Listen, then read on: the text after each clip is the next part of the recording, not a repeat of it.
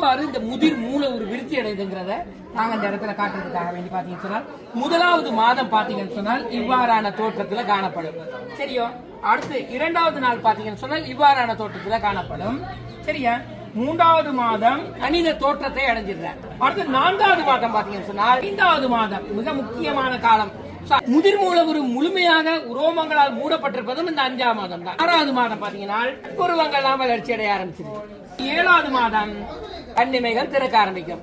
அடுத்தது 8ஆம் மாதம் பாத்தீங்கன்னா குழந்தையின் நிறை ஏறத்தாழ 2.5 கிலோகிராமா இருக்கும். 9வது மாதம் விரல் நகங்கள் முழுமையாக வளர்ச்சி அடைஞ்சு காணப்படும். விதைப்பையினுள் விதை இறங்கி காணப்படும். முழு உடலும் நிறைந்த தன்மையை பெறும். முதிர் மூலவுருவின் நிறை ஏறத்தாழ எத்தனை கிலோகிராமா இருக்கும்?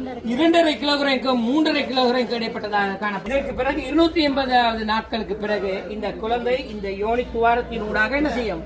வெளியேறும். இதை மகப்பேற்று என்று சொல்கின்றோம்.